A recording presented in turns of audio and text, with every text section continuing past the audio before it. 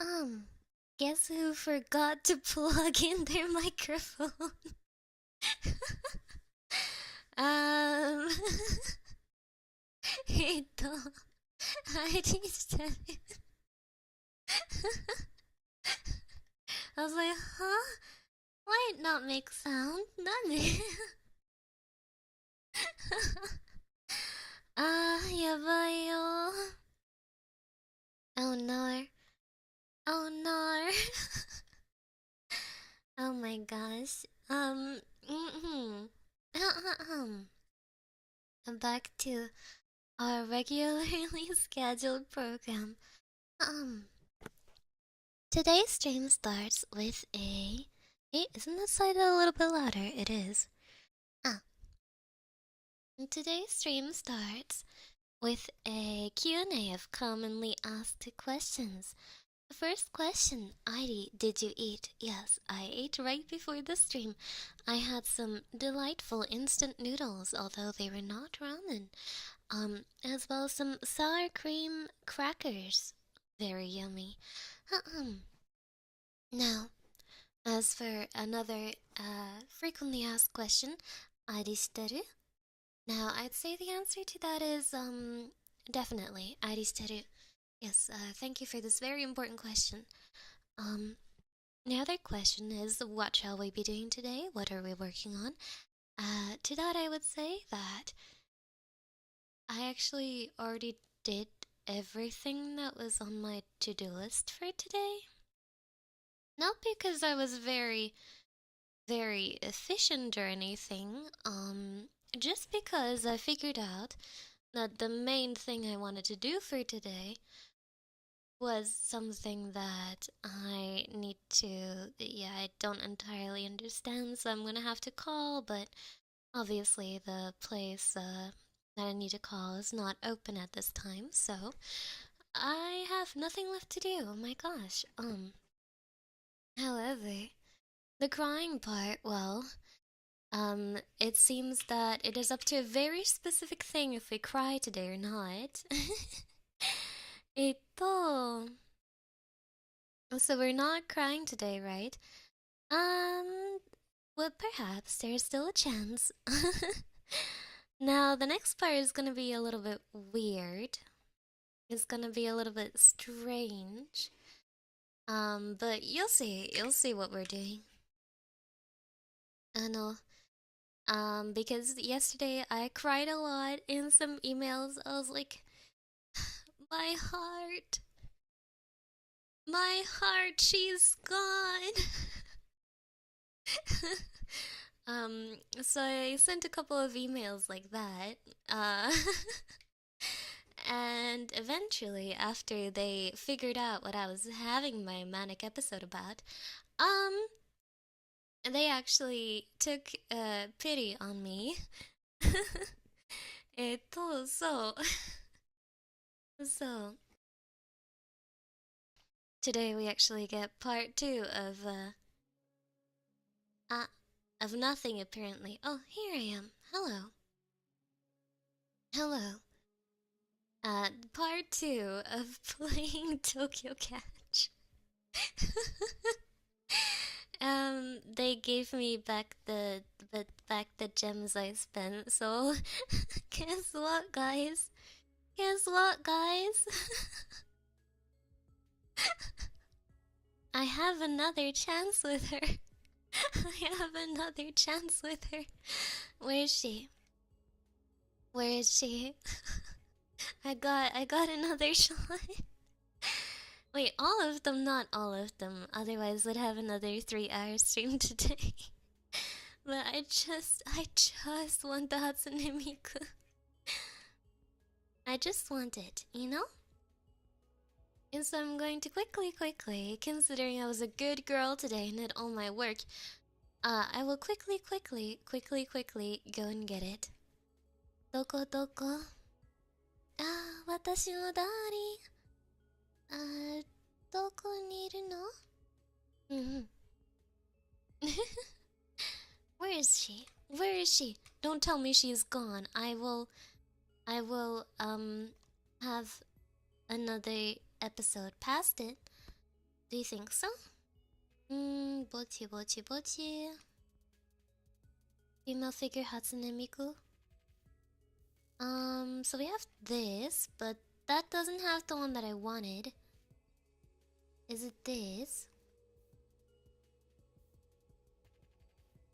Nope, that is the same as that. Hatsune, don't tell me it's gone. Please, don't tell me it's gone. Ah. Oh my gosh, it's gone. It's gone. My luck is very demure, very mindful. Arigato. Arigato. Thank you, LP. Ari deserves to spoil herself, for real. Yeah, I did my work, which wasn't a lot of work, honestly. So the thing that I couldn't do, that was the one that was supposed to take up the most time today.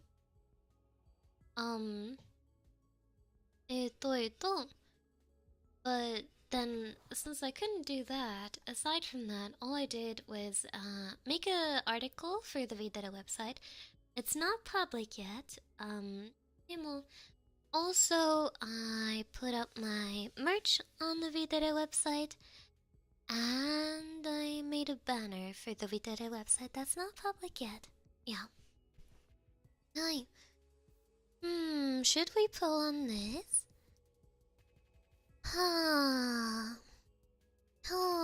Wakannayo. Let's see what else there is, considering that Miku's left me for good.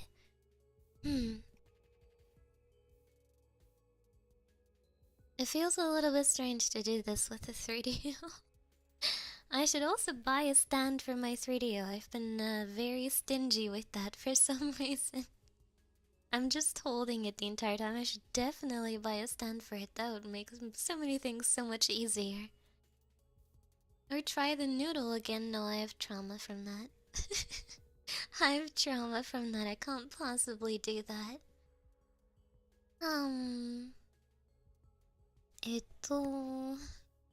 She didn't want to fall in the basement. Okay, well, my basement is comfortable. My basement is comfortable. She should reconsider. She should reconsider. No. Oh. Yumsy. Yumsy. I don't know. Can I even get it through there? It looks like it shouldn't want to fit through there. Ah.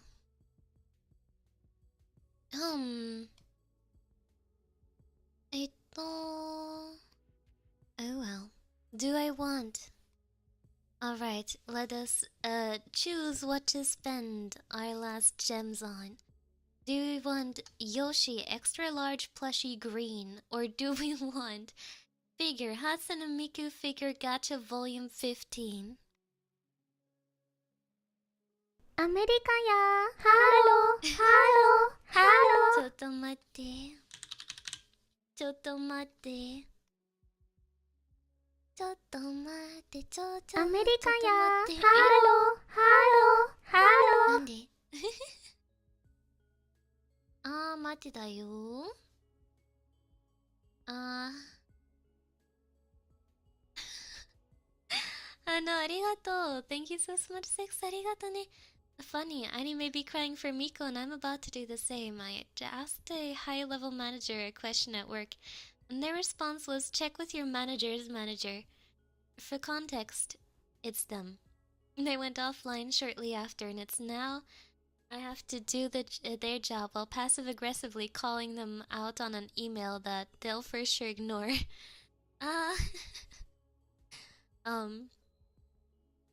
You should definitely defer to the higher manager. Who? Oh, wow, that's crazy. My shift literally just ended. I am literally around the door. Yeah, sorry about that. You gotta figure that out on your own. What do you mean there's no other manager? Wow, that's crazy. Anyway, I'm going home now. Well, it's basically that, right? Alright, let's see. You guys have to make me. You guys have to decide. Do I want Cuddly Yoshi extra large plushy green, or do I want Hatsune Miku figure as a very angry material girl apparently? Oh god, back to it we are. Am I any better? Oh my OBS disconnected for a hot minute. That's great. Love when that happens. Oh.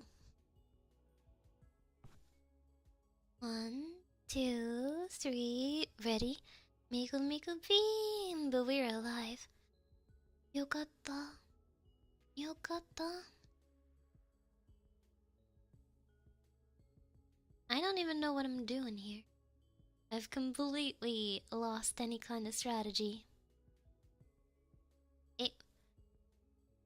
Well, that certainly wasn't the strategy.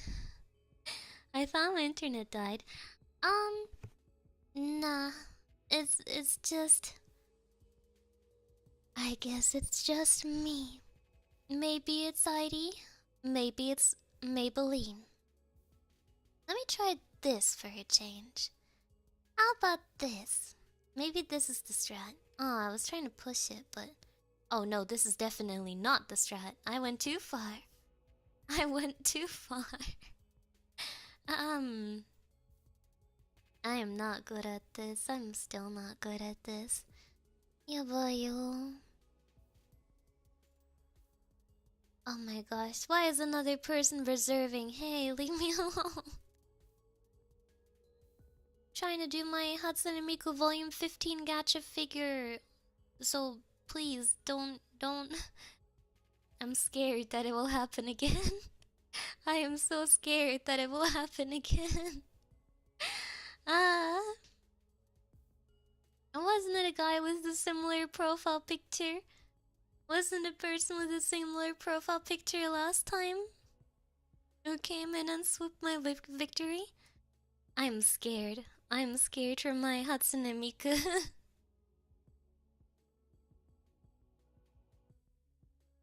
I've been very efficient at not moving this thing.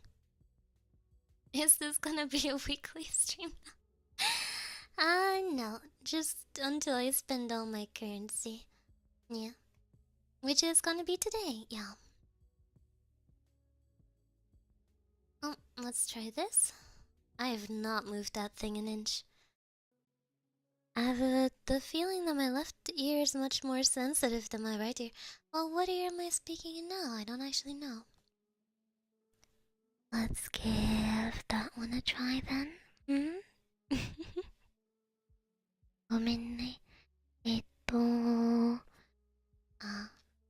Like I said, the ASMR mic is not necessarily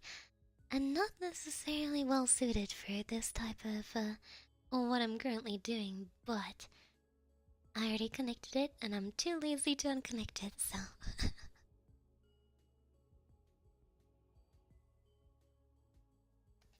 yabayo. Yabayo. For some reason my throat is a bit rough today.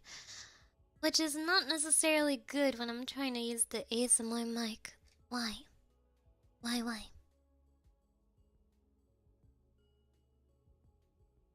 Oh god, can you see me dying in real time? You sure can. Yabayo.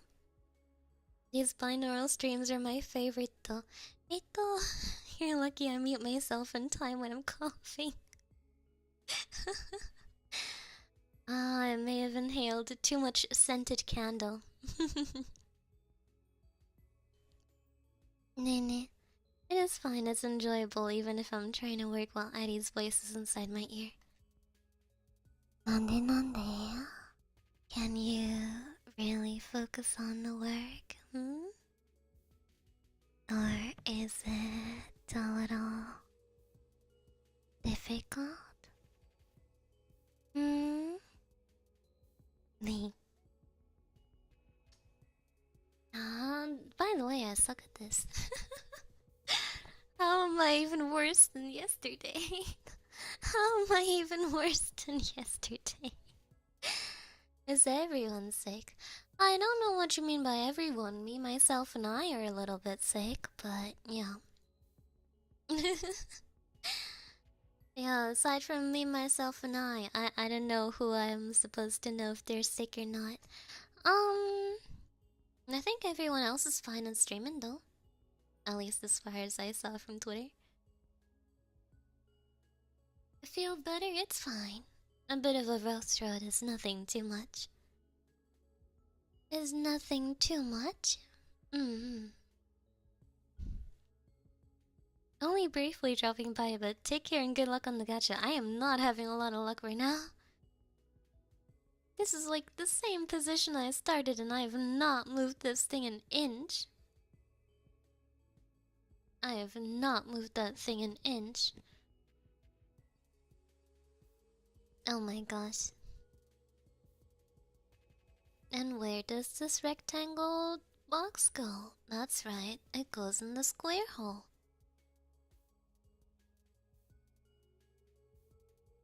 The square hole.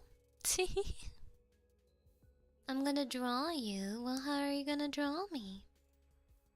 Just a regular me? Me in a fancy outfit me? There's lots of ways to draw me. Get good. I don't think I can. I feel very how do you call it?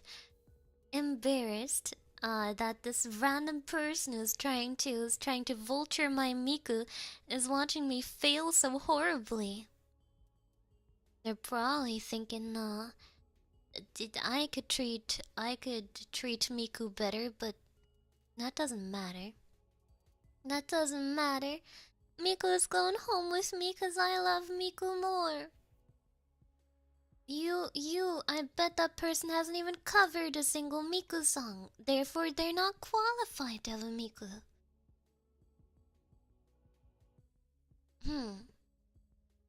Yeah.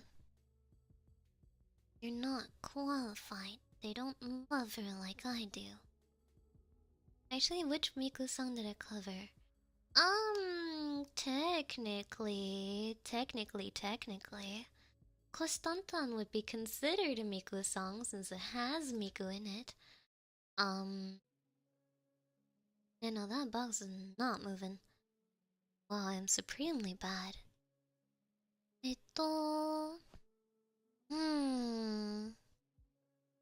What other songs have I covered? Did I cover any other Vocaloid song?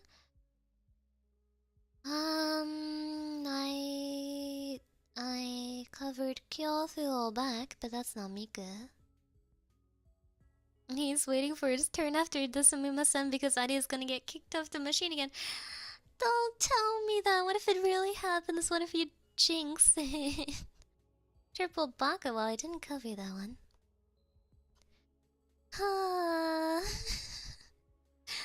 He stole a Miku pillow. なんでだよ。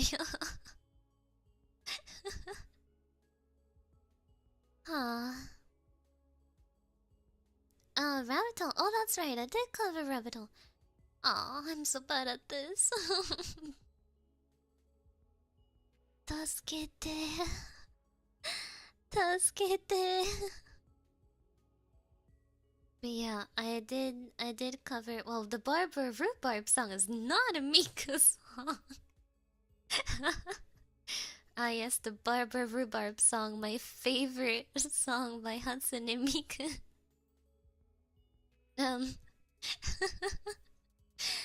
I did, however, do rabbit hole, so I guess that counts. Where's my sumimasen button?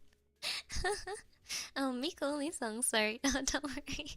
I thought it was funny. Ah, there we go. There we go. Yeah, no, I fantasy see you. She was the first Korean Vocaloid. Yeah. And the person who voiced her, well, I couldn't even read that. They held it too quickly. Excuse me. Please don't kick me out of the machine again, otherwise I will cry. でもね, I Fantasy is one such song. Okay. Now I'm gonna get it.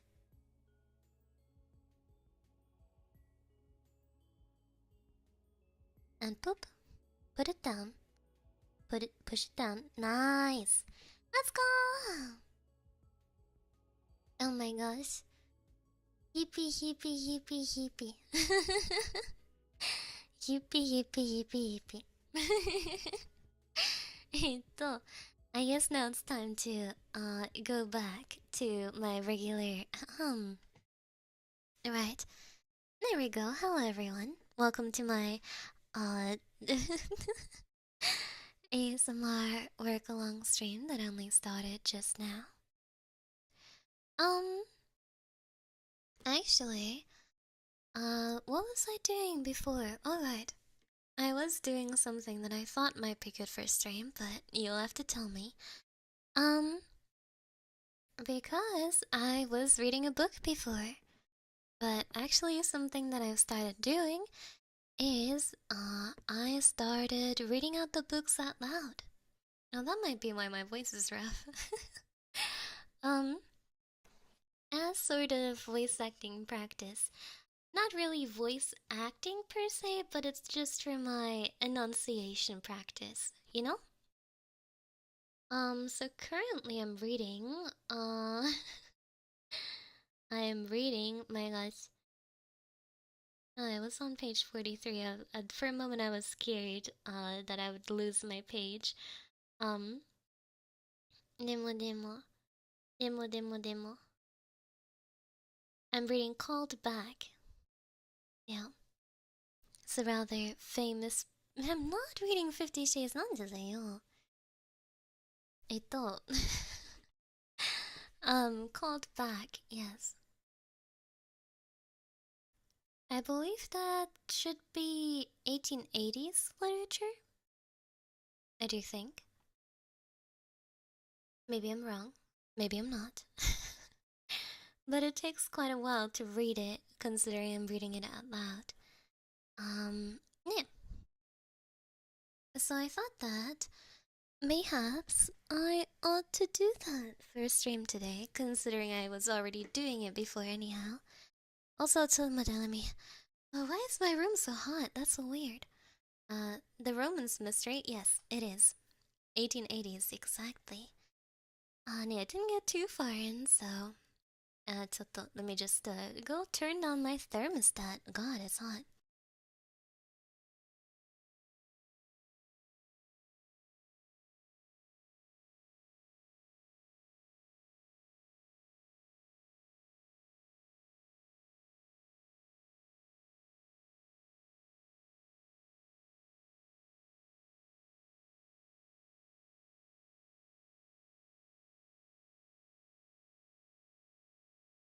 Alright, I'm back.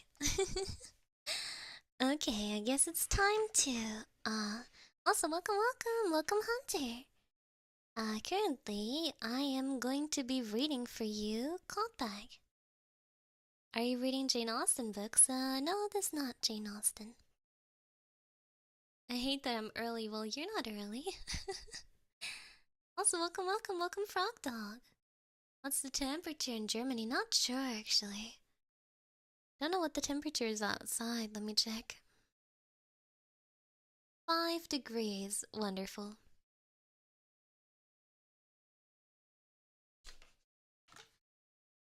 Okay, so far in the book, there's this guy, he's a rich guy, and he's a young rich guy, and he's a rich, young, athletic guy. He's like, oh, well, oh my gosh, sorry, my phone ping just went off because my mama texted me. Why does she always during my stream? I'm not even being loud. I'm not even being loud. What does she want? I'm sorry. She was saying, Adi, do this for me. She's quitting her job at the bakery, so I have to write her quitting letter. No, she did not last long in her job at the bakery. Anyway, back to where I was. Um, right, so there's this guy, and he's like, oh no, I am rich. Oh, I am young. Oh, I am athletic and very, very sporty. But I want to die. Because I'm blind. Yep, that's the story so far. He got some kind of glaucoma or something else. Um, he's got some kind of eye disease and he went blind. And then the part of the story to where I got is that he decided to take a walk one night. But then he got so excited that he could take a walk at night that he just walked somewhere without knowing where he was walking. It's a bit silly, isn't it? um, right? And so he just walks somewhere and he's like, oh, wait, no, wait, I don't know where I am. Wait, hold on. And then he meets a drunk guy and he's trying to ask the drunk guy for the way, so that's where I left off. So I will now, oops, forgot I was blind. Literally, that's what happened. So I will, it'll tell you, I will read for your listening pleasure. Oh gosh. Can you tell I'm very eloquent? Not really. Demone, let's continue. Can you tell me the way to Walpole Street? I asked. Walpole Street? Of course I can. Close by, third to the left, I think. If you're going that way, would you lead me to the corner of it? Unhappily, I am blind and I have lost my way. Blind, poor beggar, not screwed then. Guess I'm in a nice state to lead anyone. Blind leading blind, both tumble into the ditch. I say though, he added with drunken gravity. Make a bargain. I lend you eyes, you lend me legs. Good idea? Come along. He is very drunk. and the text is also written like he's drunk. So what I'm reading right now, that's just actually how it's written in the book. He took my arm and we went yawing up the street. Presently he stopped. Walpole Street? He hiccuped. Shall I take you to your house? No, thank you. Please put my hand on the railing of the corner house. I shall be all right then. Wish I were all right. Wish I could borrow your legs to take me home, said my bibulous conductor. Good night, bless you. I heard him tack away, then turned to complete my journey. I was not quite certain as to which end of Walpole Street I was starting from. That mattered little. Either 62 or 65 paces would leave me in front of my door. I counted 62, and then felt for the entrance between railings, not finding it. I went on a step or two till I came to it. I was glad to have reached home without accident, and, to tell the truth, was beginning to feel a little ashamed of my escapade. I hoped that Priscilla, who's his elderly housekeeper, had not discovered my absence and alarmed the house, and I trusted I should be able to regain my room as quietly as I had quitted it. With all my elaborate calculations, I was not quite sure that I had hit upon the right house, but if they were incorrect, I could only be a door or two away from it, and the key in my hand would be a certain test. I went up the doorstep. Was it 4 or 5 I had counted as I came out? I fumbled for the keyhole and inserted the latchkey. It turned easily and the door opened. I had not made a mistake. I felt an inward glow of satisfaction at having hit upon the house at the first attempt. It must have been a blind man who first discovered that necessity is the mother of invention, I said as I softly closed the door behind me and prepared to creep up to my own room. I wondered what time it was. All I knew was that it must be still night, for I was able to distinguish light from darkness. As I had found myself so close to Walpole Street, I could not have walked for any length of time in my ecstatic state, so I fancied it must be somewhere around 2 o'clock. Even more anxious than when I started to make no noise, which might awaken people, I found the bottom of the staircase and began my stealthy ascent. Somehow, blind as I was, the place seemed unfamiliar to me. The balustrade I was touching did not seem the same. The very texture of the carpet under my feet seemed different. Could it be possible that I'd entered the wrong house? There are plenty of instances of record of the key having opened a strange lock. Could I, through such a circumstance, have strayed into a neighbor's house?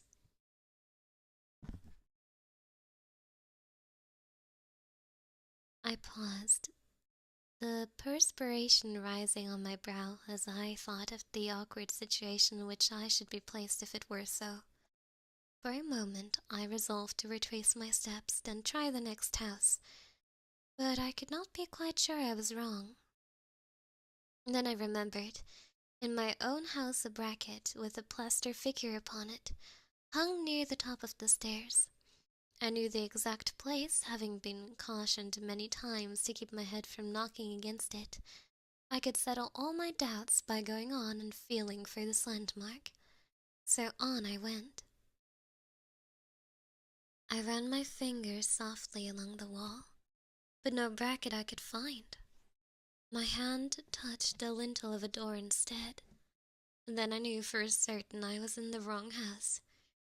The only thing to be done was to creep out as quietly as I had entered and try my luck the next door. As I turned to grope my way back, I heard the murmur of voices. Late as it was, there were people talking in the room, the door of which my fingers had so lightly touched. I could not distinguish words, but I was sure the voices were those of men. I stood irresolute. Would it not be better to knock at the door and throw myself upon the mercy of the inmates of the room? I could apologize and explain. My blindness would account for the mistake. Someone would, no doubt, be kind enough to put me on my right road home. Yes, this was the best thing to do.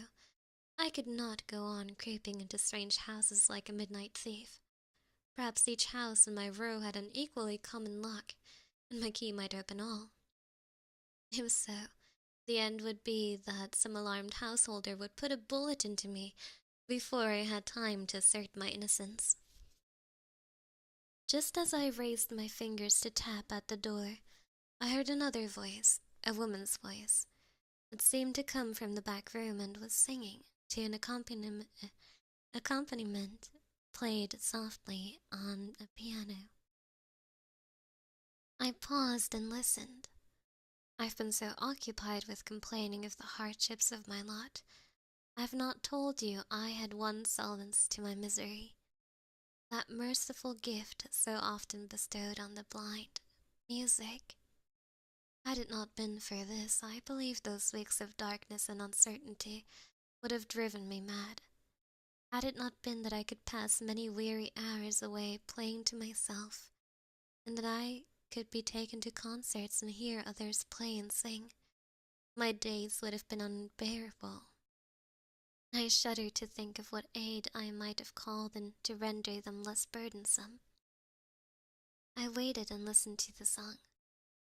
It was taken from an opera recently produced on the continent, an opera not yet popularly known in England, and the song was one that few amateurs would dare to attempt. The singer, whoever she might be, sang it softly and under her voice as though fearing to throw it out with full force. The lateness of the hour might well account for this restraint. Nevertheless, anyone capable of judging must have known he was listening to no ordinary singer. It was easy to recognize the trained skill and dormant power, and imagine what, under favorable circumstances, that voice might accomplish. I was enchanted. My idea was that I had stumbled into a nest of professionals, people whose duties ended so late that they enjoy in any evening at all. Night must be greatly encroached upon. All the better for me. Bohemians themselves, my unexpected nocturnal intrusion might not frighten them out of their wits. The singer had now commenced the second verse. I placed my ear close to the door to catch every note. I was curious to hear what she would make of the effective but trying female when, oh horrible contrast to the soft, sweet liquid notes and subdued words of passionate love, I heard a gasp. A spasmodic, fearful gasp that could convey but one meaning. I heard it succeeded by a long, deep groan, which terminated in a gurgling sound which froze my blood. I heard the music stop suddenly and the piercing cry of a woman ring out like a frightful change from melody to discord. And then I heard a dull, heavy thud on the door. I waited to hear no more. I knew that some dreadful deed had been perpetrated within a few feet of where I stood. My heart beat wildly and fiercely. The excitement of the moment, I forgot that I was not like the others, forgot that strength and courage could avail me nothing, forget everything save a desire to prevent the accomplishment of crime, the wish to do a man's duty in saving life and securing the ones in peril. I threw open the door and rushed headlong into the room. Then, as I became aware of the presence of strong light, but light which revealed nothing to me, the folly and rashness of my proceedings came fully home to me, and like a flash it crossed my mind that, unarmed, blind, and helpless, I'd rushed into that room to meet my death.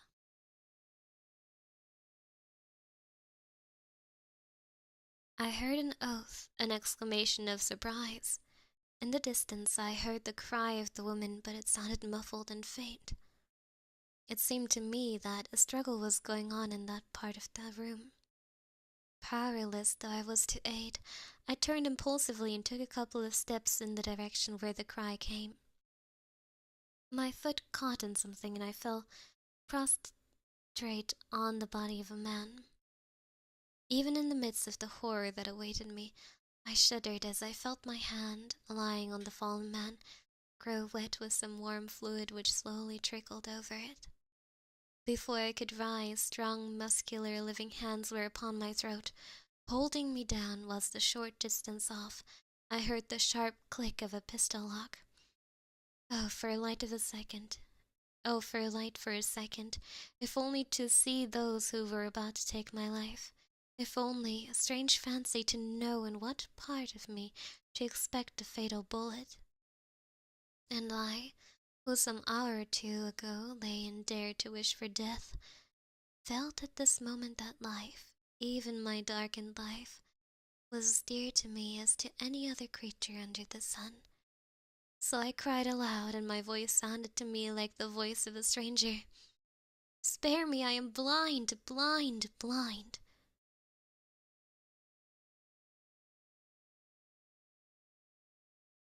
Chapter 2. Drunk or Dreaming?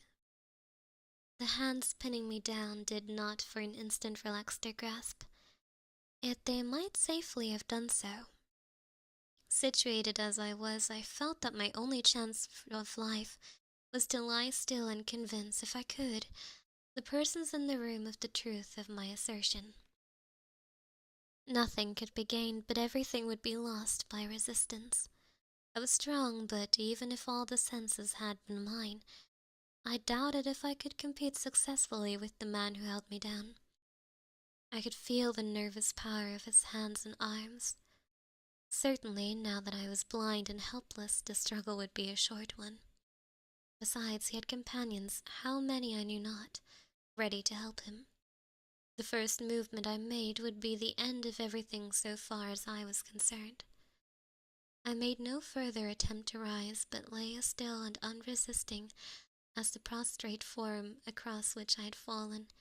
Every moment seemed an hour. Think of my situation, a blind man in a strange room in a strange house, held down on the body of a man whose last groan he just heard, held down and at the mercy of those who it was certain had just taken part in a black and cowardly crime. Unable to look into the faces of the murderers around him and learn whether their looks meant life or death to him. expecting every moment to feel the sharp stab of a knife or the fiery sting of a bullet, seeing nothing and feeling nothing save the hands upon his throat and the dead body beneath him, even hearing nothing save that stifled moaning in the distance. Can the wildest flights of fiction show a parallel to my case? Since that night I have quite disbelieved in the possibility of people's hair turning suddenly grey. If such a thing can be, I must have left that room with the locks of an old man. I can only say that even now, after the lapse of years, I write this, even as I see everything around me safe, still, and at peace. Even though I know the ones I love are close at hand, my pen trembles. My blood feels chilled and faintness steals over me, as the recollection of the most terrible moments in my life comes to me with a vividness I cannot describe. It was well for me that I could keep still and cry again and again, "I'm blind! Look and see!" My quiescence, that tone of my voice, may have turned the balance on which my life hung, may have carried conviction to my hearers. Presently the strong light of a lamp was perceptible to my obscured vision, a lamp placed so close to me that I could feel its hot glow upon my face. And I was aware that someone was stooping or kneeling down and peering into my eyes. His breath struck against my cheek. A short, quick, excited breath. How could it be otherwise after the deed in which he'd just taken part?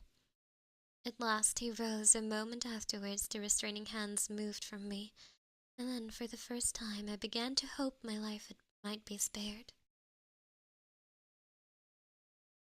As yet none of these around me had spoken. Now I heard voices, but whispering so softly that even my sharpened ears could not catch the purport of a single word.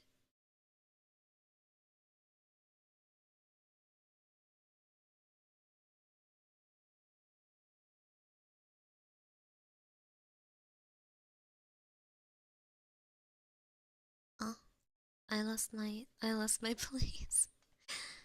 なんで? Oh, there we go. Wait.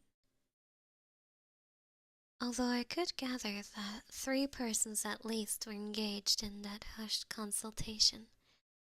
All the while, like a dreary and fitting accompaniment, I could hear that stifled moaning, a woman's moaning. I would have given all I possessed, all save life, in exchange for a minute's sight, that I might have been able to comprehend what had passed and what was passing around me. Still the whispers continued. They came thick and fast, running into and interrupting each other, as from men in hot but guarded discussion. It needed little intelligence to guess the subject of that debate. Presently that died away altogether, and for a time the only sound I heard was that terrible muffled moan that continued with a dreary monotony. A foot touched me. "You may stand up," I heard someone say. When I burst so recklessly into the room, I fancied the exclamation with which I was greeted came from foreign lips, but the man who now addressed me spoke in pure English. By this time I was beginning to recover self-possession, and was able to make a mental note of these facts. Thankful at being allowed to quit my ghastly couch, I rose. As I could think of nothing better to do, I stood motionless. "Walk this way, straight on 4 paces," said the voice. I obeyed. The 3rd step brought me in collision with a wall. No doubt this was an extra test as to the truth of my statement. A hand was placed upon my shoulder, and I was guided to a chair. "Now, sir," said the speaker who had before addressed me, "tell us, as in as few words as possible, who you are, how and why you came here. Be quick, we have no time to spare." I well knew they had no time to spare. They had much to do, much to hide. Oh, for the gift of sight for one moment. I would purchase it, even if the price were years of darkness. Shortly and simply as I could, I told them what had brought me into such straits. The only thing I concealed was my true name. Why should these assassins know it? If I revealed it, they might set a watch upon me, and at any moment their safety demanded it, I might share the fate of him who lay within a few feet of my chair. So I gave a fictitious name, but everything else I told them was true. All the while I was speaking, I heard that distressing sound at the other end of the room. It drove me nearly mad. I believe, could I have made sure of reaching through my darkness and catching one of those men by the throat with the certainty of crushing life out of him, I should have done so, even had such an act sealed my own fate. When my explanation was over, another whispered consultation took place. Then the spokesman demanded the key which had so nearly cost my life. I suppose they tried it and found it acted as I said. It was not returned to me, but I heard the voice once more. Fortunately for you, we've decided to believe your tale. Stand up. I did so, and was led to another part of the room and again placed in a chair. As after the manner of the blind, I stretched out my hands, I found I was in a corner of the room, my face turned to the angle of the walls. If you move or look around, said the voice, our belief in your blindness will vanish. It was impossible to misunderstand the grim threat conveyed by the last words.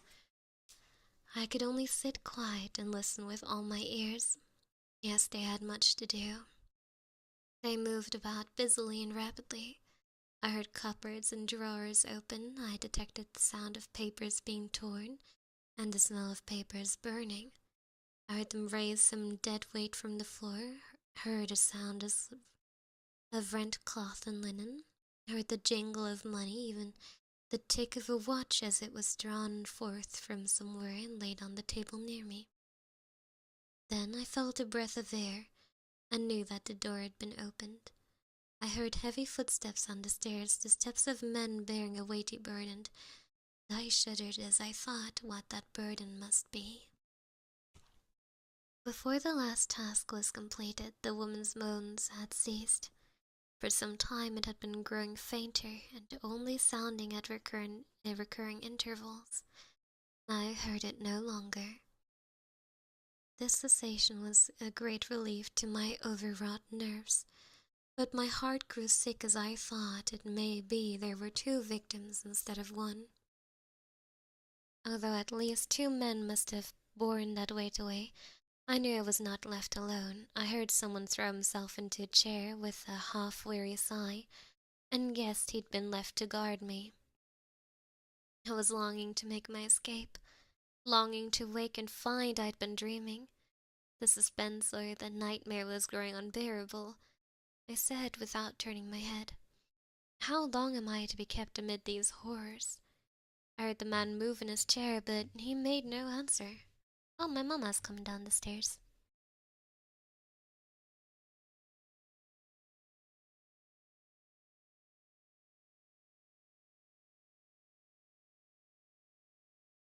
Well, ah, gosh darn it. That's not part of the book. No, it's not. She just came down and was like, write my, what do you call it? When you, when you write my resignation letter for me. And I was like, yes, later, not right now. I'm streaming.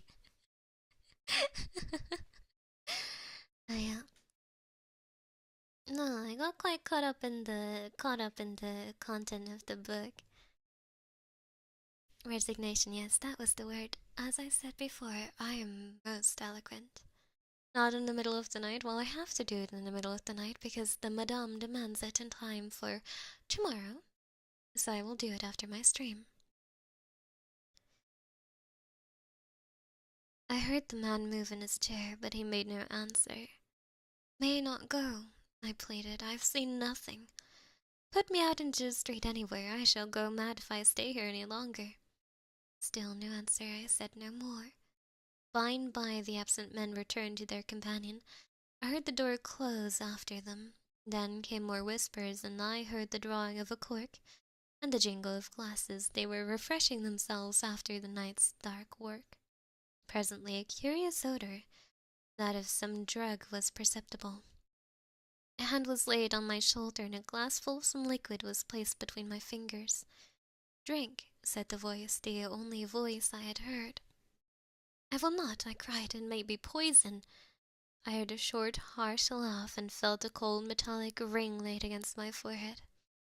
"It is not poison. It is an opiate and will do you no harm. But this," as he spoke, I felt the pressure of the little iron circlet. "This is another affair. Choose."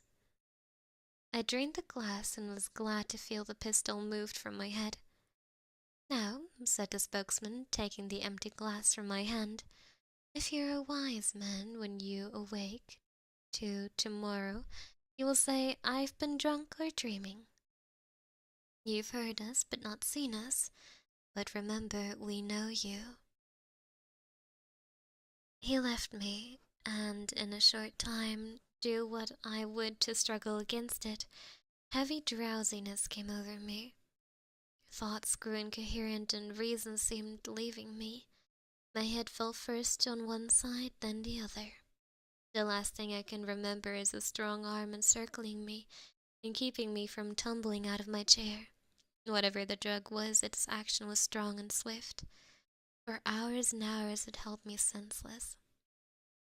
And when at last its power faded in my mind, struggling back to a clouded sort of consciousness, made after many attempts, the fact apparent to me that I was lying on a bed, and, moreover, as I found by stretching out my arms and feeling around, my own bed. Is it to be wondered at that I say to myself, I have dreamed the most frightful dream that ever came to a tormented mind. After this effort of mind, I sank back once more into a semi-conscious state, but fully persuaded I had never quitted my bed. My relief at this discovery was immense. Yet if my mind grew easy, I cannot say the same for my body. My head seemed prepared to split in two, my tongue was dry and parched. These unpleasant facts became more and more noticeable as consciousness gradually returned. I sat up in the bed and pressed my hands to my throbbing brows. "Oh, dear heart," I heard my old nurse say. "He's coming round at last." Then another voice, a man's voice, soft and bland. "Yes, your master will soon be well again. Kindly let me feel your pulse, Mr. Vaughan." A soft finger was laid upon my wrist. "Who is it?" I asked. "I am Dr. Dean at your service," said the stranger. "Have I been ill? How long? How many days?" "A few hours only. There's nothing to be alarmed at. Lie down again, keep quiet for a while. Are you thirsty?" "Yes, I am dying of thirst. Give me water." They did so. I drank greedily and felt somewhat relieved. "Now, nurse," I heard the doctor say, "make him some weak tea, and when he wants anything to eat, let him have it. I will look in again later on." Dr. Dean was shown out, and an old Priscilla returning to my bedside patted and punched the pillows to make me more comfortable. By this time I was wide awake, and the experiences of the night were coming back to me with a distinctness and detail far above those of a recalled dream. "What is the time?" I asked. Nigh upon noon, Master Gilbert." Priscilla spoke in a sorrowful, injured manner. "Noon? What has been the matter with me?" The old servant was weeping. I could hear her. She made no answer, so I repeated my question. "Oh, Master Gilbert," she sobbed. "How could you do it? When I came into the room and saw the empty bed, I thought I should have dropped." When she saw the empty bed, I trembled. The horrors of the night were real. "How could you do it, Master Gilbert?" continued Priscilla. "To go out without a word and to wander half of London all alone and not able to see a thing?" "Sit down and tell me what you mean, what has happened." She had not yet quite aired her grievance. If you wanted to get tipsy or take any of them stuffs to send you to sleep and make you insensible, you might have done it at home, Master Gilbert. I shouldn't have minded once in a way. You're a kind old fool, Priscilla. Tell me all about last night.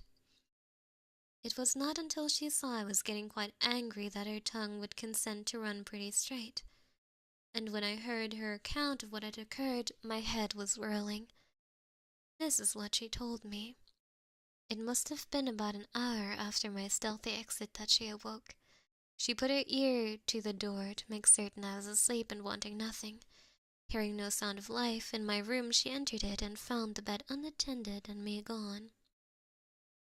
Probably she was even more frightened than she owned to being.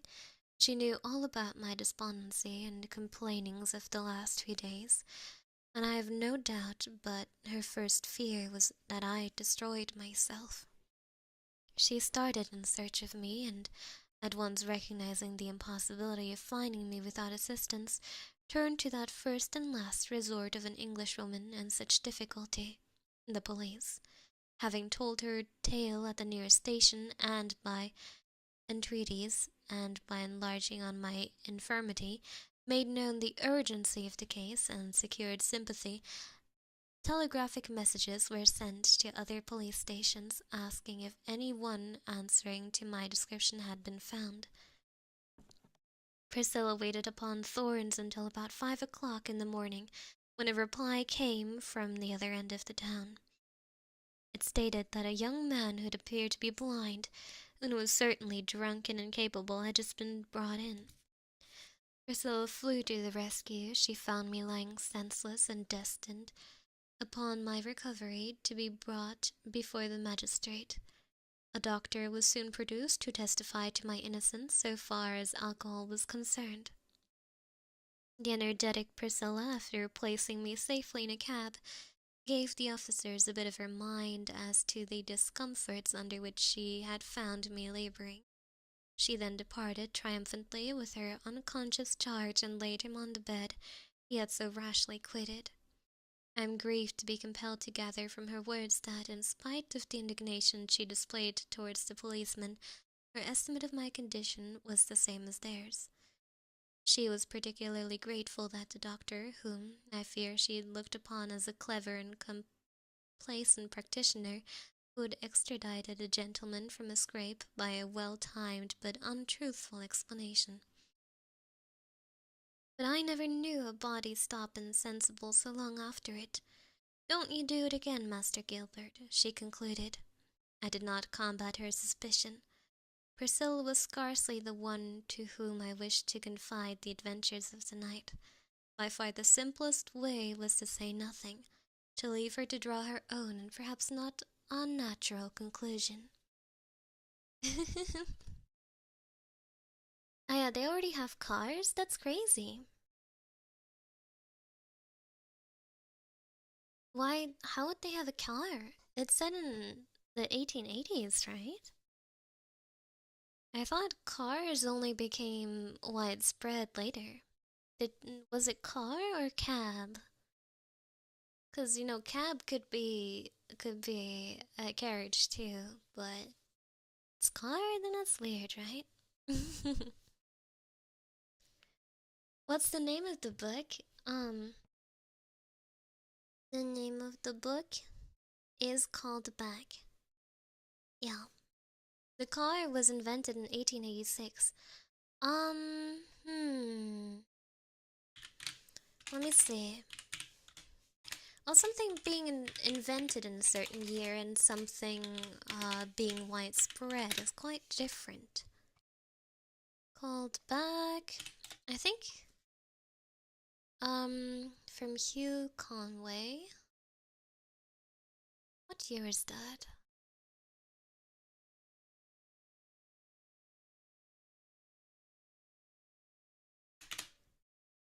It was from 1883, so that was before cars were invented, no? So, I think it must have been a cab. Maybe I read it wrong. Right, it's a cab. So a carriage, not a car. Yeah. 1883, yeah, no, it wouldn't make sense for that to be a car. I was like, huh? Yeah, makes more sense. Yes, it does. Hmm. But it's interesting to think, because, this thing was published in 1883, but it's not written all that differently. Yeah, it's strange, at least when you compare it to, like, Shakespeare in English, where you need, like, a translator for it. This one, quite legible. Mm-hmm. Yeah. No, not all that different from how we write. But certainly a lot of less, shortenings. Like we have a lot of I've, we've, can't, I'm, and they have a lot of I am, therefore we must, we shall. Not, nothing shortened. Yeah.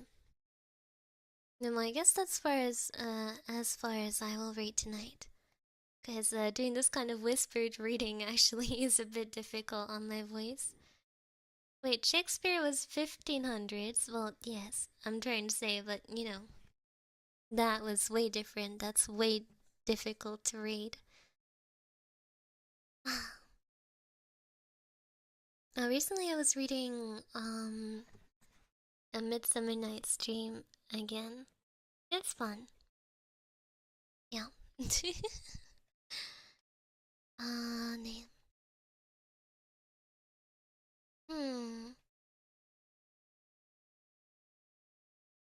When you gotta hit the word count in the paper. Actually, for academic paper, you're not allowed to write like I'm. You have to do like I am. You know? Um, you're not allowed to use these shortenings of phrases. No. So actually, that does help hit the word count. You're a good reader while I was trying. I do believe I'd be worse if I were reading in German. But it is English, and I believe that I've come to be better at that than reading in German. And well, I can't read in Spanish. At least not aloud. I think that would be a travesty. Because I don't know how half the words are pronounced. Nah, nah. I don't know. Yeah. It was a good stream idea. I hope you do more reading ASMR. Oh, it is fun. It is fun. And I do like the book, even though the main character is he's a little bit, IQ challenged, if I may say so. Like, oh, yep, I'm blind, I'm gonna go for walkies, okay, what? Oh, wait, what do you mean I'm blind? What do you mean I can't see where I've been walking? Oh, that's crazy. Anyway, guess I'm just gonna trust the random drunk guy to bring me home, yep. Okay, that right there, that must be my house, great. Oh, that's not my house? Okay, well, anyway, I'm staying because the music is pretty lit here. Oh my god, someone just died? Wow, that's crazy.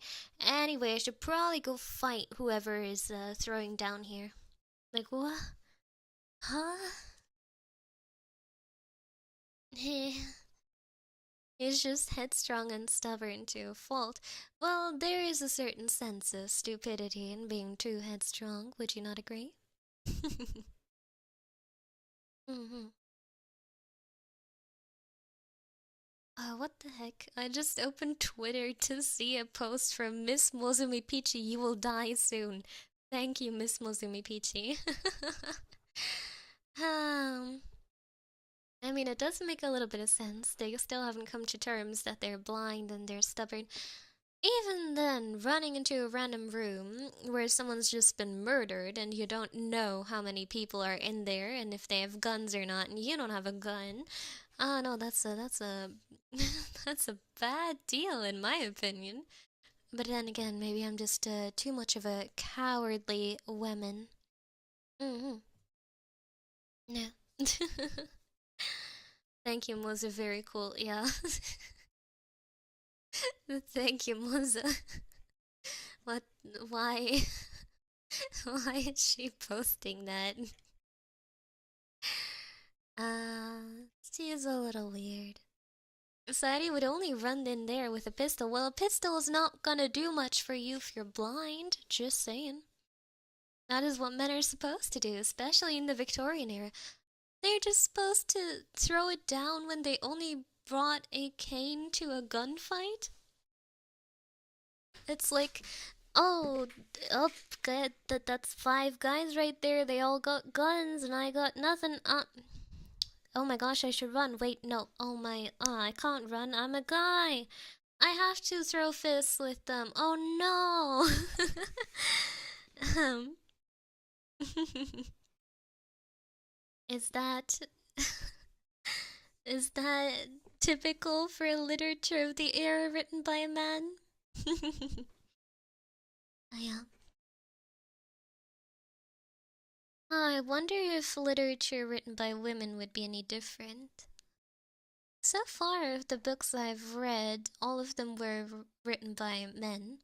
So this one, then I also read, another one, of which I shall not disclose the title.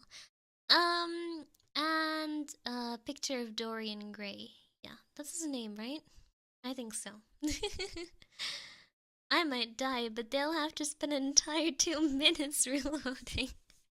Alright.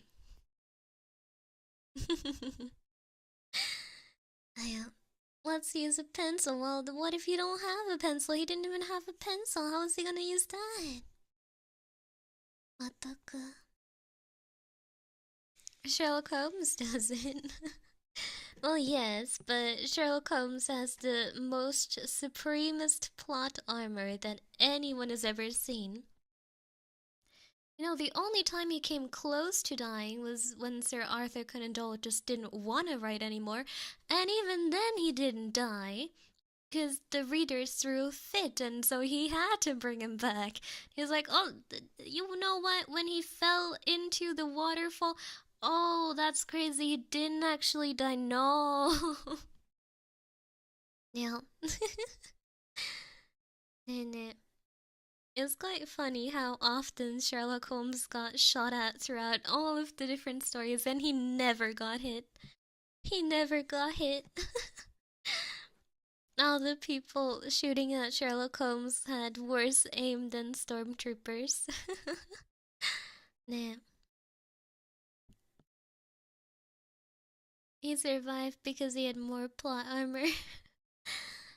He had the IRL plot armor.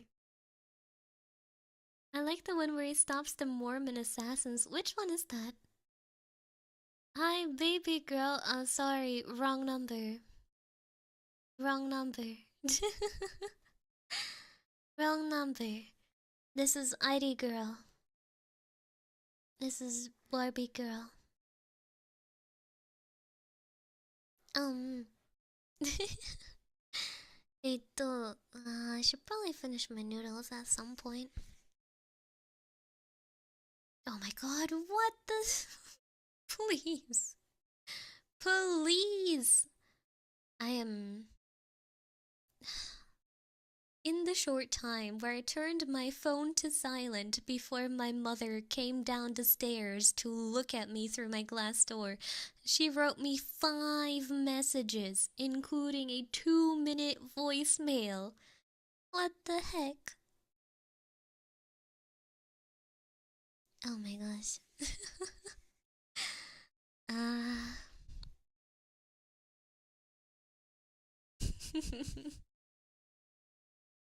Dang, it's been a minute. It's been an hour.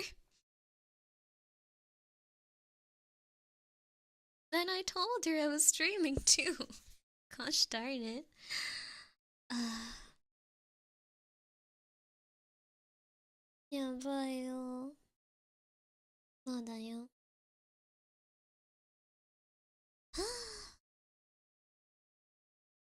うんうん。Five? She's really impatient. Yeah, no, God. It seems like she really needs that resignation letter. Hey, fun fact, I wrote her 3 versions of that resignation letter. No, actually, yeah, no, 3. I wrote her all of them yesterday. And then she hit me with the, yeah, no, you didn't write it right. And I was like, okay, well, if you told me exactly how you want it written the first time, I didn't now have to write the 4th version, so. But I digress. I digress. Yeah. Um.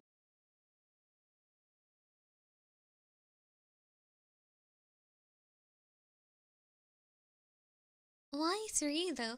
Well, because I made one fully fine version, then I sent it to her, and she was like, "Oh no, you forgot to add this." And I was like, "Well, you didn't tell me that I should add this." So I added it and I sent it back. She was like, "Okay, you forgot to add this." And I was like, "Okay, well, you could have told me the last time you told me what to fix to add that, and I would have added it." And repeat that one more time. And then today she forgot me. She told me, "You forgot to add this." And I was like, no. But I don't want ID to die at all. Digress or otherwise. Then she could have wrote it herself. No, she can't. She cannot.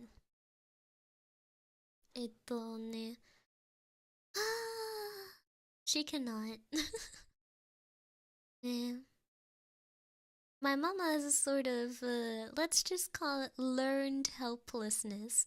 Where she's like, I can't write letters. I sound stupid when I write letters. And I'm like, Mother, you know what you do to fix that? You learn how to do it. But alas, I have to write everything for her.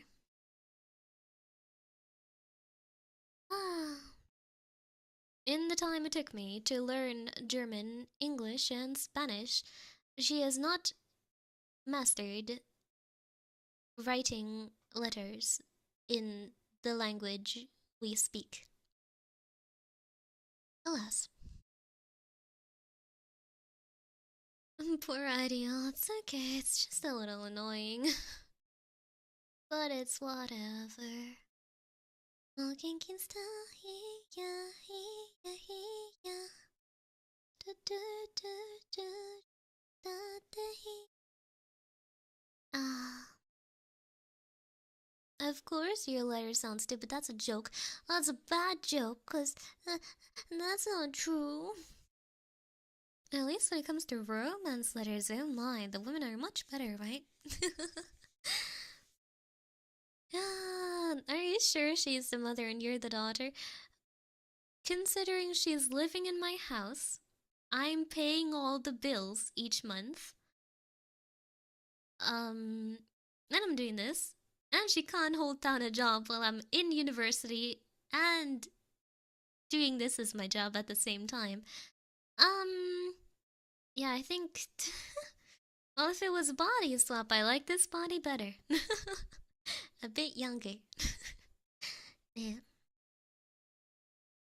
Yeah, yeah. Oh, yeah. It's okay. It's okay. Yeah.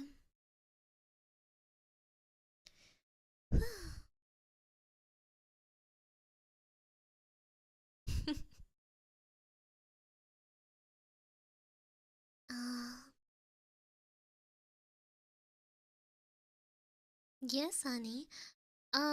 Welcome home, honey. I made you instant ramen, the same as every day. That's all I know how to cook. I don't know if you saw it yet, but I got sponsored by HelloFresh to make a short. um, and I feel like that's some of my best work. I love the trembly sound filter, so funny. Nah.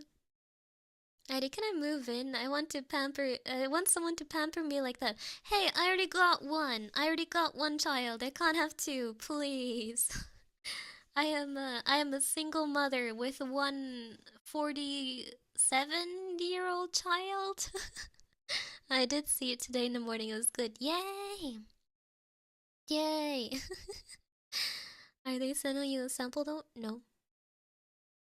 No. That's okay. I don't gonna. It's not part of some larger advertisement deal. It was literally just make a short. We give dinero. And, um, you know, Iri has to pay the bills. Iri got gas and water and electricity bills to pay each month. Yeah. I'll do the opposite then. Marry Iri and deal with Mama as if she was a child. I think that would be a bit weird, living under the same roof with the husband and the mother. Um, that seems like a. I guess they do it in some countries, but. Yeah.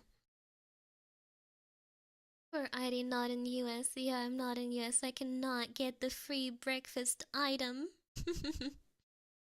ID got mouths to feed. Well, better not with my own cooking. Yeah. I use bills, so y'all better buy some HelloFresh subscriptions. Well, you don't have to. You don't have to. Nee, nee. Adi bekommt die Geld auch wenn niemand was kauft. Also, don't worry. I've got bills to pay. I've got mouths to feed. There ain't nothing in this world for free. I got bills I gotta pay. So I'm gonna work every day. I got mouths I gotta feed. So I'm gonna make sure everybody eats. I've got bills. Yeah. But it's okay. I usually don't spend a lot of money ever outside of, bills and food and taxes, so it's okay. It's okay, it's okay. The only thing I really spend money for is the channel. Hi. Spaghetti squash. It came out good. Just saying I know how to cook already. Spaghetti squash. What is squash? Isn't that a sport? I thought squash was a sport. Scamp, well, that's for the channel. That's a business expense. Squash is a vegetable too. Oh, なんでだよ. Damn. They're really double dipping on these names here, aren't they? ねえ。ねえねえ。トゥトゥトゥ。トゥトゥルトゥ。トゥトゥルトゥトゥトゥトゥルトゥ。よ。あ、うん。So what do we got? Oh wait, don't I? Oh. Wait, when do I have my next stream? Okay, so next stream is my buckshot roulette with Alpha and Tomoe, which I'm very proud of the thumbnail I made. I'm quite proud of it. It's gonna be fun, probably. Can't wait to chain smoke again. Not the thumbnail that Alpha made. Nande? Oh well, I made the one for my channel. I don't know which one Alpha has. Oh. Oh my god, that was a static sound. I guess oh no, I accidentally bent the cable, but it's okay. She made a typo. Oh, right, I saw it on Twitter. Oh, right, I saw it on Twitter. Oh, yep. I like that it had the misspelling, not a misspelling. Everyone knows what the misspelling is. Hi. Omana. Omana. Oh well. Oh well, oh well. I hope she fixed it. I also still need to make my thumbnail for the Minecraft server opening. Let's see, I forgot to make the waiting room for that. Hi. um, ne. So tomorrow we have Alpha Tomly, and then the day after we have V-Dere Minecraft. Yay! It's really, really late for me. Like the Minecraft stream. It's the server opening, it starts at 3 a.m. It starts at 3 a.m. So, you know, unless I want to be there only for an hour, it will probably go until 5 or 6 a.m. for me, which, well, that's a long time. So we'll see what level of awakeness I will bring to that stream. But I'm very excited to play Minecraft. And also, I'm worried about falling behind because Miss Mozumi Peachy is such a filthy little grinder. Well, okay, maybe that's a tad harsh, but um, you know, you'll look away for 5 seconds, and she has like an entire base built out of diamonds, and you're like, "Well, no, no, please." I I clicked off the game for 5 seconds. What do you mean? What do you mean? You already have everything made out of diamond and you have a house that is as big as the map. What do you mean? By the time Mighty logs in, Mozu would have built an entire Roman pantheon. Exactly. Exactly. That's what happens. So filthy little grinder is an insane insult. I'm gonna use that. Well, I mean, you know, it's accurate, isn't it? Yeah, oh, creeper exploded near your house. Gee, what a tragedy. Oh, my diamond armor. Yeah, I just found it. Pretty much. It's like, it's like, at least on the past server, it was like Spica building a hole to spend the night in. Me building a humble house out of wood to spend the night in.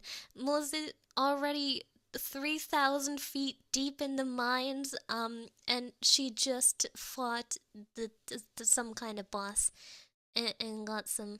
What's that one called again? The Watcher or whatever? The one who has the little shulker boxes? I forgot what it was called. Yeah. Was this known to be a loot goblin? Yeah. Oh well. Oh well. The children yearn for the mines. Uh. Very accurate. The Warden, yes. The Warden, not the Watcher. There was a movie called The Watchers that I saw. um.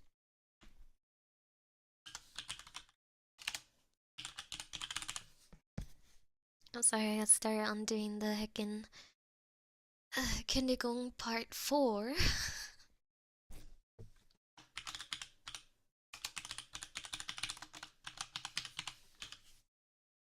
Yeah. Yeah, the Warden. What's my favorite D&D monster? Hmm. My favorite D&D monster? Well, from a player perspective, my favorite D&D monster are humanoids. Because half of my favorite spells don't work on anything but humanoids. I just like, okay, listen here. I only have one very simple requirement when it comes to enemies in D&D, and it is that they should be seducible. Otherwise, what am I playing Bard for? What a... It causes me to have an identity crisis if I cannot. Therefore, therefore, it must be risible. Otherwise, I will cry. You won't want that, would you? No. Yeah. でもね、but if she was a DM, what would she like to use? Uh, hmm. Let's see. I guess a hag would be pretty cool, right? A hag? I like hags. And they're pretty high level, so I assume that they'd be fun. Yeah, yeah. Do, do, do. I gotta pay, so I'm gonna work every day. I got a mouth, I gotta feed, so I'm gonna make sure everybody eats. Yeah.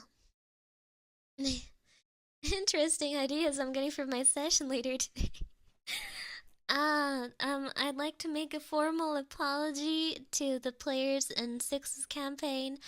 Um, I would like to apologize for the probably like maybe 5th or 6th level party who are now going to TPK today because I said my favorite monster was a hag. Low level and high level are like, oh, naruhodo ne. Naruhodo ne. Okay, I take my apology back. I take my apology back. Ne. They're level 14 currently. They can handle a covenant of hacks. Whoa, 14 is pretty high. I've never even gotten that far. The longest campaign that I played in high school, it lasted for, I think, a year or 2 years. And I think we got to like level 10. Yeah. So I've never gone any further than that.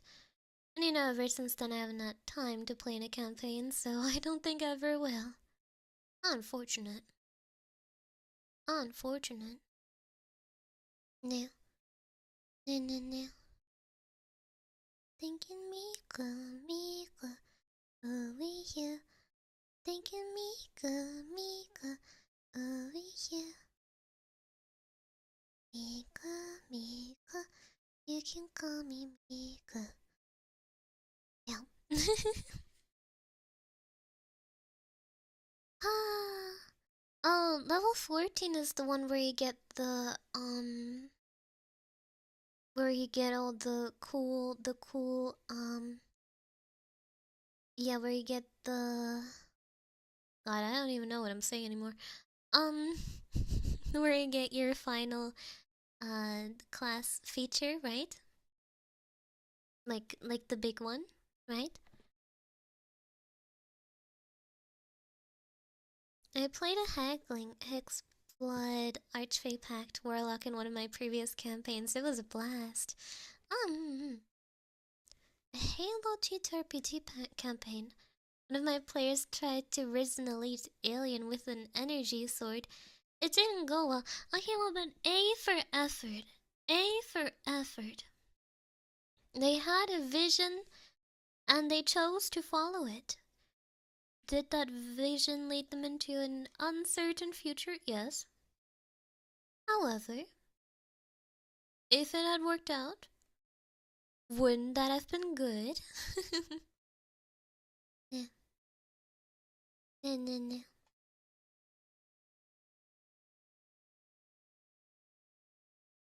Ew. If any of them was not multiclassing, that is, they're all the multiclassing. All multiclassing, that's crazy. That is crazy. All multiclassing, that's crazy. Cause then you don't get access to any of the super high level spells. Then you get no access to them.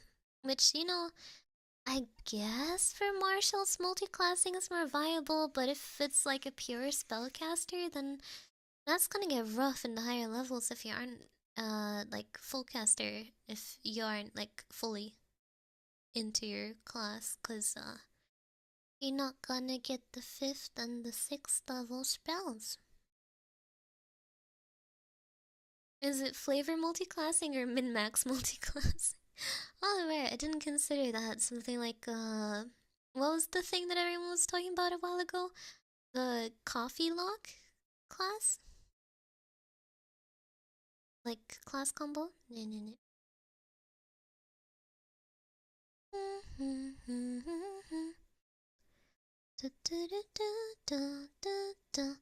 Over here.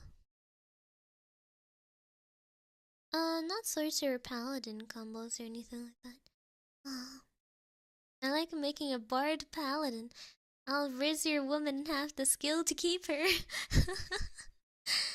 um, I guess my favorite, if I had to pick a multi-class combo that I liked, like purely thematically,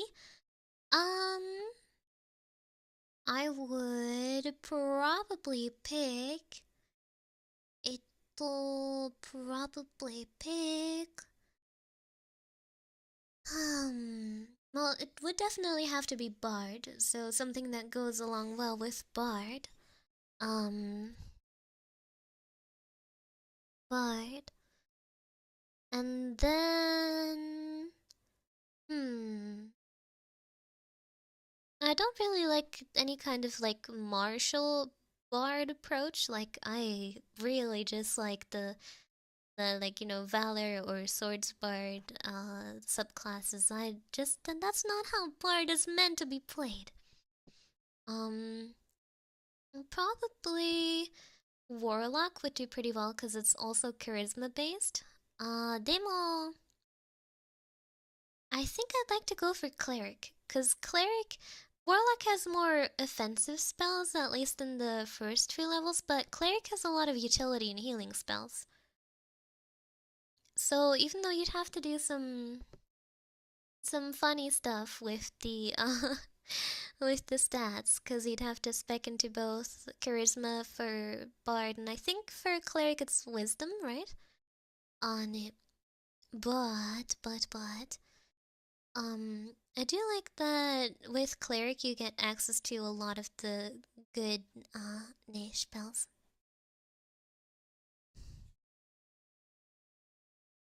Mm-hmm.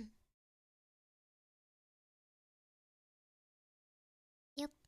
Yep, that is my opinion. Also, if you go Bard Cleric, you can go for some better armor, and you're much more tanky than if you're just normal Bard. So you have more survivability as a really, really good support. Because depending on which Cleric subclass you choose, if you get that far, you have some pretty good stuff. No, no. Yeah. And I do like bards to be played more supportively in combat, because there's a lot of, like, very, very purely combat focused classes, you know? You know? Like, a lot of classes don't have a lot of utility in combat outside of just doing damage or taking damage while doing damage.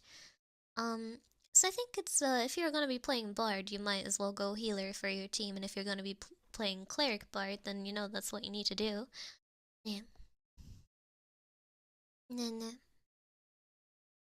You gotta be the healer. It's the support player mindset.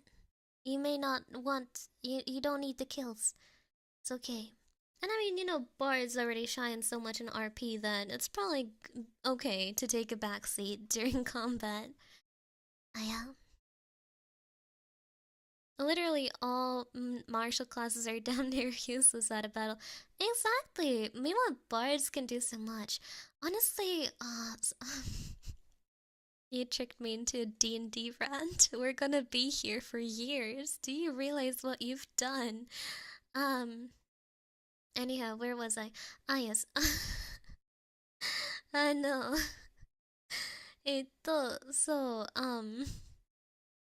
One thing that frustrated me about the updates to the oh, what have you done to me? I know, something that frustrated me about the updates in the 5.5, I think it's called, version of D&D is that they removed the one solely RP focus. Well, I guess they didn't remove Alcon's part, but we don't count that. But they removed the one solely RP focused Bard subclass feature from Glamour Bard, which I was so horribly offended by because every other class, they're more or less focused on combat, like not class. Talking about. Ah, man, I need to watch more D&D videos. I'm starting to fumble. No, but every other subclass, the vast majority of their features are based on combat. You have the casual, like, oh, re-roll a roll, or like, oh, you get to oh no, you just yeah, whatever. You get temp HP, or you get advantage on something, or you get bonus damage dice. Yeah, these subclasses really love their bonus damage dice. ね、の、いや、そう、I was, I'm just happy when there's features that can be used outside of combat. Like, that's why I love Glamour Bard to such a ridiculous extent, because it has so much. It's so good. Like, aside from Eloquence Bard being obviously boosted outside of combat, having some good stuff like cutting words for in combat, um, Glamour Bard has the best of both worlds, starting from the very first level you get it, because at level 3, you get both enthralling performance, which is purely roleplay. I don't think you can even use it in combat if you tried. Um, and you also get Mantle of Inspiration, which is purely combat. But it's great for combat. And enthralling performance is great for RP. I think it's one of the strongest bard subclasses from the get-go, aside from obviously heckin' eloquence bard. Yeah, eloquence bard is also nasty though. Like early levels, oh gosh.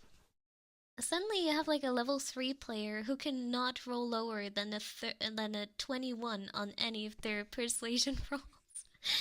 And it's really funny. And it's really funny, demone. Yeah. I just really love Glamour Bard. I am very passionate about Glamour Bard. If Glamour Bard has one fan left in the world, it is me. If Glamour Bard has no fans left in the world, then I am dead.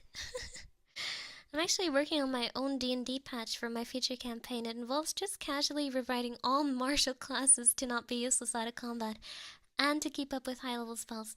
Right, that is a pretty common issue when it comes to playing at high level that, you know, wizards with eventually their 5th and 6th level spells just get too boosted. Uh, to be fair, it's all up to the DM for enthralling performance. If you tried doing that in combat, I'd just do a charisma saving throw and let the player roll with it. Well, but technically that's not raw. That's not rules as written. Cause for enthralling performance, it specifically says that they have to listen to the performance for a minute uninterrupted. So considering that a turn in combat is only 6 seconds, it would take very, very long time if you're by doing nothing but performing for that to go into effect. If we're playing it rules as written. Nah. The bard plays in the back, yeah, they just have to do nothing but play for a minute, which, like, at 6 seconds per turn, honestly, most fights do not even last that long. Ah, nah. Nah, nah. DM is better than rules if written. If it makes for a better game, then do it. The rules as written are suggestions. That's true. That's true. But you just gotta stay consistent with your rulings then, which, that's a little difficult to do if your campaign goes on for a very long time. And you can't remember all the rulings you've made on all the different spells and features if you do it too often. Hi. A roleplay focused player can make any class work for roleplay, but spellcasters have a lot more tools to use there. That's true. Yeah, I agree. I concur. Because, like, a lot of the spells from Bard and also from Cleric sometimes, and I think also some from Warlock, are specifically designed for roleplay. Like, they will not have any use in combat, but they will have use in roleplay. Like, for example, prestidigitation. Does literally absolutely nothing. But it can be used for a lot of roleplay stuff. Yeah. Prestidigitation. Mm-hmm. Um, I cannot remember how many times I've saved my party with Pass Without Trace, even roleplay saves. Well, Pass Without Trace is It's the one that gives you +10 to stealth, right? Yeah, that's good for stealth missions. I don't actually see how you'd use that in combat. I guess maybe if you're playing rogue. Huh. Get that sneak attack in. mm-hmm. um, Although one bard subclass which I really do not like is College of Whispers. You know, I've done these bard subclass ranking videos several times, but each time I read through their moveset, I'm like, huh, this really is, this really does not, this, I don't know, I don't think I've ever encountered a situation where this would work well, right? Because, like, you know, we have this cool feature where you can take on a person's face or whatever after killing them, but, like, you know, if you're gonna do that, I think you could just use disguise self, right? Or like a higher level's alter self, because I think that one is a higher level thing too. That's a higher level feature too, like alter self or whatever would be better than that. Um, or just disguise kit, because like it doesn't even last for that long, and you have to kill someone for it. So crying ASMR. Well, today I'm unfortunately not crying. So sorry to disappoint in that regard. On it. Pass Without Trace is like a quarter of the reason the Ranger is my favorite class. It's delightfully broken in the least broken way. Oh, a rare Ranger player. I don't actually see that many people that have Ranger as their favorite class. And I'm real happy about you're not. The title made me worried. Well, I was optimistically planning to cry today, but it did not come to pass. Nah. A rare Ranger player in 5e, yeah.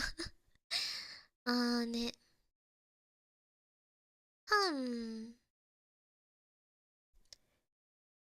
I just realized the bouncing Idy in the right corner. Well, don't look at her. She's just having a time.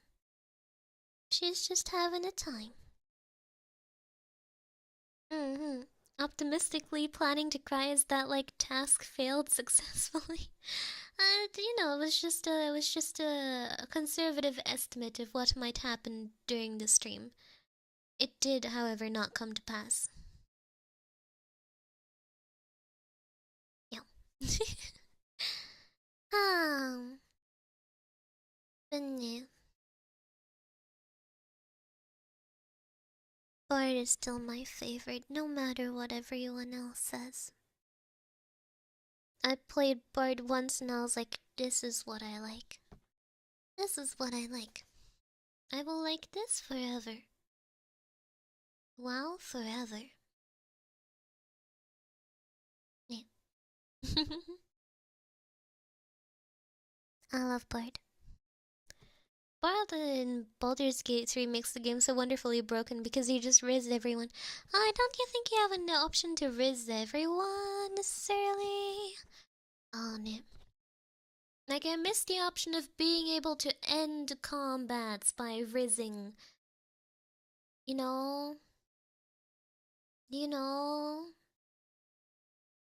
Not everyone, but most things. Well, yeah, but D&D brought up obligatory compliment of how you dynamically shifted yourself as villain to party member and turning quest giver to villain on the fly during V-Dere campaign. V-Dere, it was one shot, right? One shot. Yeah, I, well, I was sweating and crying, but it was okay. Uh, I wish I was a better DM, but I don't think I can be. Say, have you ever tried Fallout New Vegas? Surprisingly enough, I've actually never played any of the Fallout games. Yeah. Oh, sorry, I pushed the microphone. I was just playing with the ear from the 3DO. But yeah, surprisingly enough, I've actually never played any of the Fallout game.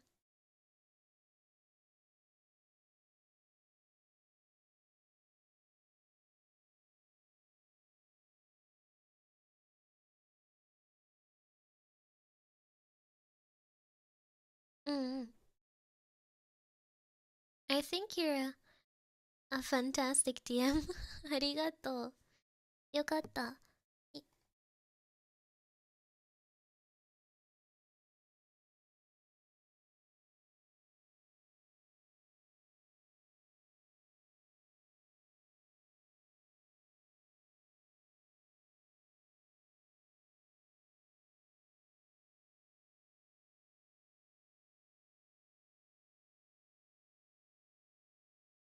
は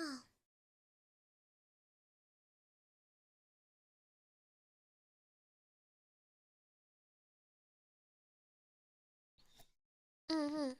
Vampire the Masquerade. Yeah, it sounds fun, right? Vampire the Masquerade. でも、ね。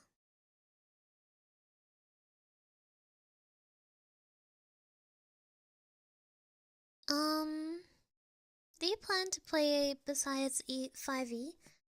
Well, unfortunately, though I don't know if I have the time. You know, on one hand, I don't know if I have the time even. And on the other hand, I think it's a little bit scary to play with people online, you know?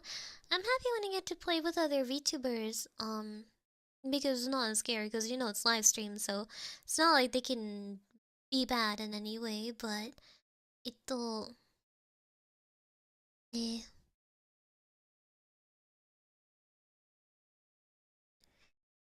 I don't know, I think that might be scary. I think that might be scary, right?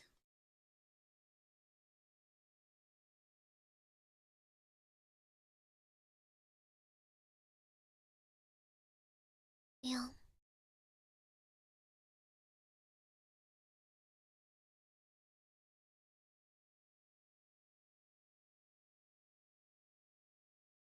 Oh well.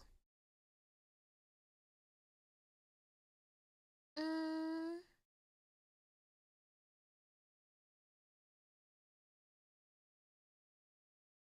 hmm.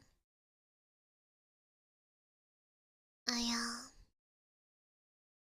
I don't know. I feel like, you know, on one hand it's better to play with streamers, but on the other hand, I don't know. I wanna, D&D for me is more of a hobby.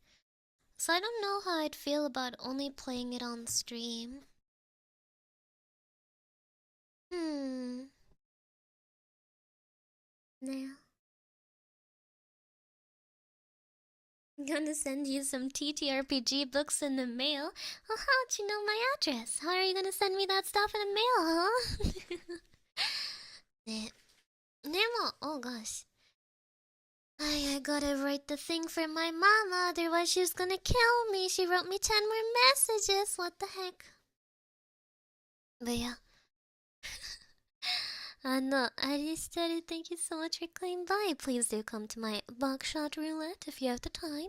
But if not, worry not, for we also have the Minecraft server opening. I might actually send ID a Vampire the Masquerade book, at least for RP ideas. I'd welcome it. Vampire the Masquerade. Alright, double than the last time. Oh no, I was counting the ones from the last time too. What, since when I subbed to her? I don't know, that's crazy. Must have been a ghost. Alright, guys. Aristeru? Ba ba ba ba ba. Ciao!